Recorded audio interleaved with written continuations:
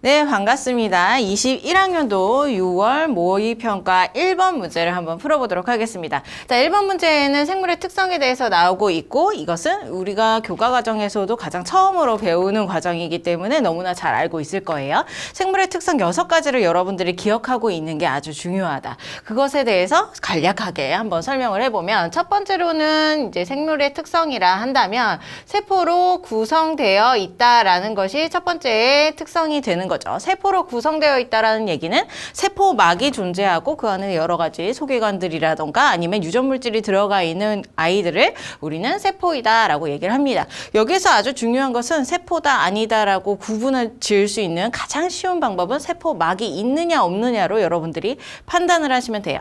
얘 같은 경우는 세포막을 가지고 있기 때문에 세포라고 지정 지을 수 있다라는 것만 알아두시고 넘어가시면 될 것 같아요.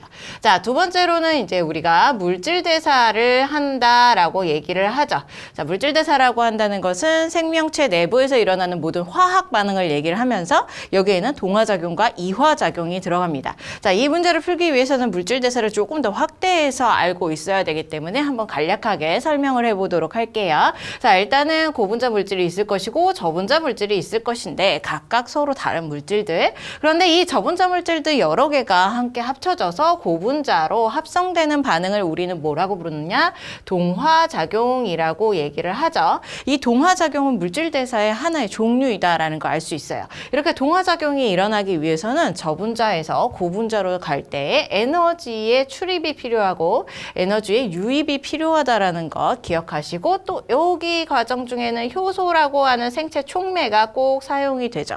그래서 생체 촉매가 사용이 되면서 에너지 출입이 일어나는 것을 우리는 물질 대사, 그 중에서 이제 동화작용은 합성작용이다 알고 계시면 되겠습니다. 자, 고분자에서 저분자로 분해되는 반응도 있겠죠. 얘네도 마찬가지로 효소가 작용이 될 것이고 에너지의 출입이 존재하는데 이때는 에너지가 빠져나가는 과정이 일어나게 돼요. 이것을 우리는 이화작용이라고 얘기를 합니다. 이렇게 동화작용과 이화작용이 모두 다 생명체 내부에서 일어나는 화학 반응인 물질 대사다. 이 정도 기억하시면 될 것 같습니다.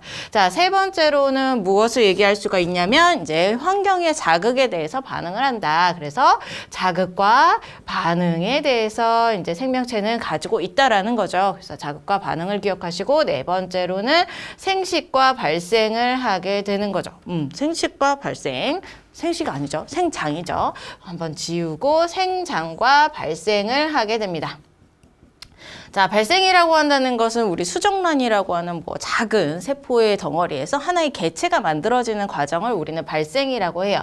그리고 그 발생된 개체가 점점점 크기가 커져서 어른이 되는 것을 생장이라고 하죠. 여기에서의 발생을 조심해야 될 것은 이제 발생 중에서 변태 과정들, 올챙이가 개구리가 된다던가 아니면 이제 수정란, 사람 같은 경우는 수정란에서 이제 태아에서 아기가 된다던가 이런 과정들이 이제 발생이다. 아예 태초에 에서부터 이제 마지막의 결과물까지의 모습이 서로 세포 분열이긴 하지만 모습이 서로 다른 모습으로 변하는 것을 우리는 발생이라고 얘기를 합니다. 자, 생장 같은 경우는 모습이 변하지를 않아요. 개구리에서 조금 더 큰 개구리로, 아니면은 개구리가 더 커지는지 모르겠지만, 자, 아니면은 이제 인간 아이가 있었는데 그 아이가 세포 분열을 통해서 점점 키가 커서 어른이 되죠. 그 모습은 변하지가 않는단 말이죠. 그럼 변하지 않는 생장, 그리고 모습이 변하는 발생, 이렇게 두 가지로 나눠서 기억을 하시고, 그 다음에 다섯 번째로는 우리가 무엇을 얘기를 할 수 있냐면 이제 생식 그리고 유전에 대해서 얘기를 해줄 수가 있겠습니다. 부모 세대에 가지고 있는 그 유전 물질을 이용을 해서 이제 생식, 자손을 만들어내는 현상들, 그리고 부모와 닮아가는 현상들, 이런 것들이 이제 생명체라면 무조건 가지고 있어야 되는 특징이다. 마지막으로 여섯 번째는 적응, 그리고 우리 진화, 이렇게 두 가지를 이야기를 해줄 수가 있겠죠. 환경의 자극이 아주 오랜 시간 지속적으로 주어지고 있어요. 그러면은 그 자극에 대해서 이제 자신의 형태와 모습을 바뀌게 되는 것, 그것을 우리는 적응이라고 얘기를 하고, 이 형태와 모습이 바뀌다 못해서 더 많은 세대가 지나면서 이제 유전 물질이 변하게 되면, 이제 유전자 DNA가 변하게 되면 이제 새로운 종이 탄생하면서 진화 과정을 겪게 되죠. 그래서 적응과 진화, 이렇게 마지막으로 기억을 하시면 돼요. 이 두 가지는 우리 종족 유지를 위한 특징이라고 얘기를 하고 있고, 그다음 여기 1번부터 4번까지는 이제 개체 유지, 나 자신을 위해서 유지하기 위한 생명의 특징이다라는 것을 알 수가 있겠죠. 자, 1번부터 6번까지 잘 기억하고 여기 중에서 이 세 가지, 가나, 그 다음에 적응과 진화, 이 세 가지는 어디에 속하느냐 한번 따져보시면 될 것 같아요. 먼저 가부터, 자, 개구리 알이 있었습니다. 올챙이를 거쳐서 개구리가 되었어요. 세포 분열을 통해서 점점점 자라났는데 문제는, 자, 이 알에서부터 개구리가 되는데 하나의 개체가 만들어질 때 최초의 모습과 그 다음에 결과물의 모습이 서로 다르죠. 이렇게 다르다는 것은 이제 발생과 생장 중에서 발생에 속한다라고 이미 얘기를 했습니다. 자, 이 중간 과정에 올챙이가 겪어가는 것도 마찬가지로 발생 과정. 자, 그 다음 식물이 빛 에너지를 이용했어요. 에너지를 사용을 해서, 자, 포도당이라고 하는 새로운 물질을 합성을 했답니다. 그러면 이것은 이제 생명체 내부에서 일어나는 화학 반응이기 때문에 물질 대사이다라고 얘기를 해줄 수가 있겠네요. 그래서 발생, 그리고 나는 물질 대사. 그 다음에 적응과 진화는 어떤 예가 있겠네요. 이 예를 맞춰라, 뭐 이런 게 선지에서 나올 것이다. 예상이 될 수 있습니다.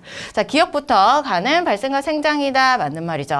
A에서는 효소가 이용된다. 물질 대사에서는 무조건 효소가 사용이 돼요. 그러니까 당연히 맞는 말이고. 자, 디귿. 가랑잎 벌레의 몸의 형태가 주변의 잎과 비슷해서 원래 주변의 자극이 계속적으로 오기 때문에 자신의 몸의 형태를 변화시켜서 이제 그 환경에 적응을 한 거죠. 포식자의 눈에 띄지 않는다. 이것은 적응과 진화에 대한 한 예이다라는 걸 알 수가 있겠네요. 그래서 기억, 니은, 디귿이 모두 다 정답이기 때문에 5번이 정답이 되겠네요.